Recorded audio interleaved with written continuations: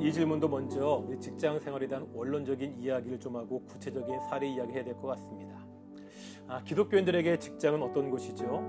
먹고 살기 위해서 어쩔 수 없이 다녀야 하는 곳입니까?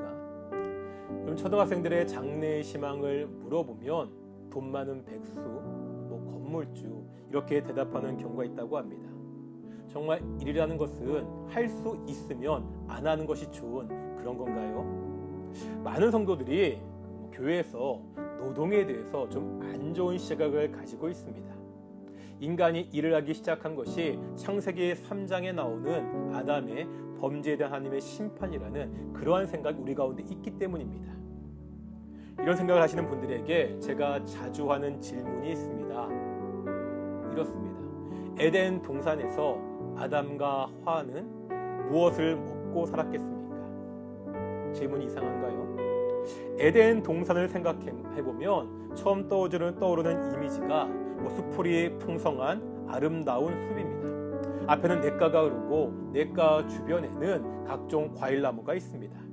아담과 하와는 목이 마르면 냇가에서 물을 마시고 배가 고프면 과일을 따먹습니다. 그런데 창세기 2장 15절에 보면 이런 말씀이 있습니다. 여호와 하나님이 그 사람을 이끌어 에덴 동산에 두어 그것을 경작하며 지키게 하시고, 하나님이 에덴 동산을 창설하시고 아담과 하와를 거기에 살도록 하셨습니다. 그때 주신 명령이 있다는 거예요. 경작하며 지키는 것입니다. 여기서 경작이란 말은 영어로 cultivate입니다. 어떤 뜻이죠? 땅을 파고 농사를 짓는 겁니다. 아담은 에덴 동산에서 농사졌습니다. 농사를 짓고 거기 나온 작물을 먹고 살았습니다. 아담이 농사를 지었다는 것은 단순히 곡식을 지었다, 곡식을 키웠다는 차원이 아닙니다. cultivate에서 영어 culture, 문화라는 말이 나왔습니다. 하나님은 인간을 창조하실 때 다른 피조물과 달리 하나님의 형상을 따라 창조하셨습니다. 하나님의 형상대로 창조하시면서 주신 말씀이 있죠. 이 땅을 정복해라, 다스려라. 이 말씀은요, 인간들이 내 맘대로 땅을 개발하고 훼손해라 이 말이 아닙니다. 개발시키고 발전시켜야 되는데 조건이 하나 있습니다.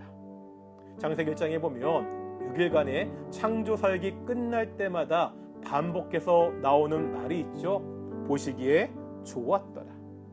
하나님이 보시기에 좋았던 이 세상을 그 보시기에 좋은 상태로 만들어 가야 됩니다.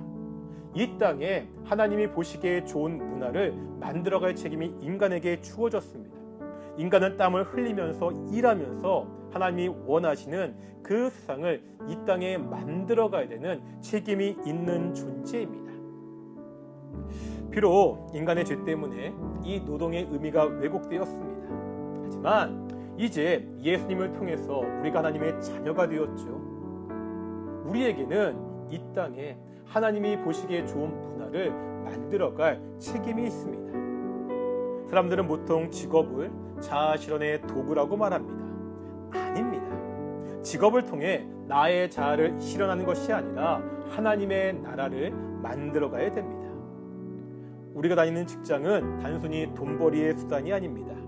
하나님의 자녀인 내가 하나님의 뜻대로 일한다면 그것이 바로 하나님의 나라가 만들어지는 소중한 삶의 현장입니다. 기독교인들은요, 자신이 일하는 곳에서 성실하게 일할 책임이 있습니다. 주변의 사람들에게 기독교인의 선한 영향을 끼칠 수 있어야 됩니다. 이제 질문을 한번 생각해 보겠습니다. 기독교인들은 세상 사람들과 어울리는 것을 무조건 피해야 됩니까? 교회 다니는 사람들은 교회에서만 교제해야 되나요? 아니라는 것은 다 아시죠?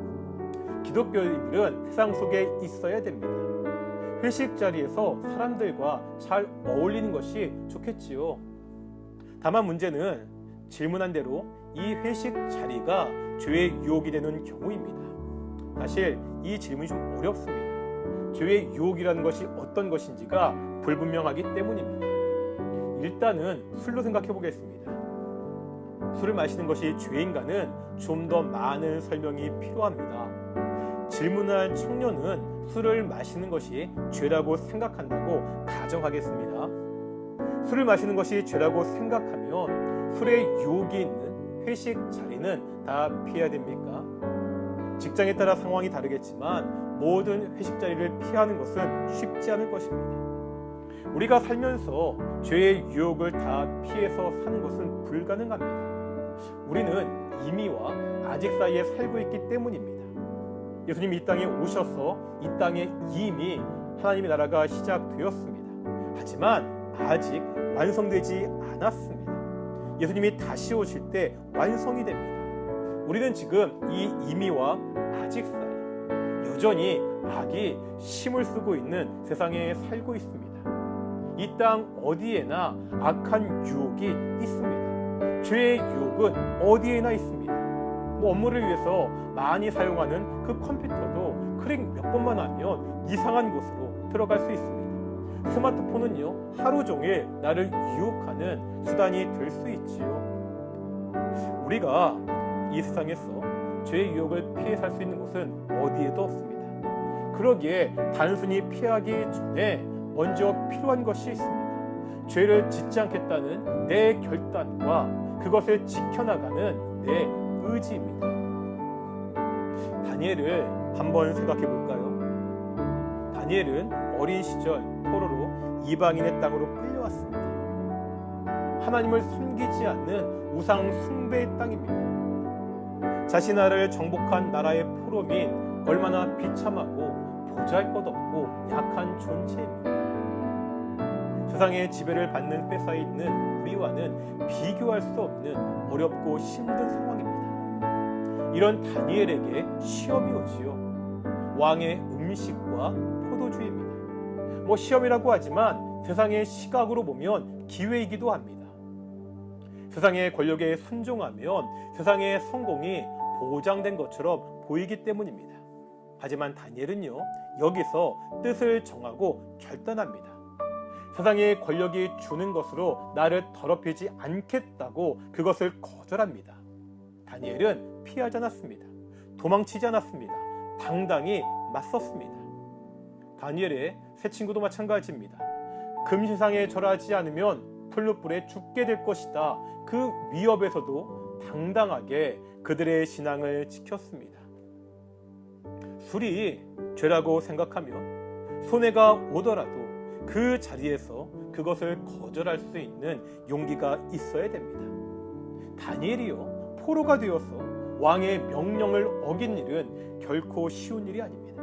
자신에게 어떠한 피해, 손해가 올지 모르는 그러한 상황입니다. 다니엘의 세 친구는요, 죽음을 무릅쓰고 왕의 명령을 거절했습니다. 세상의 최고 권력 앞에서도 당당히 설 수 있는 신앙인의 모습, 우리는 이것을 믿음이라고 부릅니다. 질문에 요셉의 이야기가 있습니다. 요셉의 경우는요, 그 자리에 있으면 도저히 죄를 짓지 않을 수가 없었습니다. 죄를 거절해서 해결될 일이 아니었습니다. 그래서 그 자리를 피해 도망쳤습니다. 이것도 역시 요셉의 신앙입니다. 내가 그곳에 있는 것으로 죄를 지을 수밖에 없는 곳이라면 그러한 것은 도망쳐 피하는 것이 훨씬 좋습니다. 신앙을 지키기 위해서 술을 마시지 않는 것은 좋습니다. 다만 신앙인의 모습이 술을 마시지 않는 것, 이것만으로 나타나서는 안 됩니다.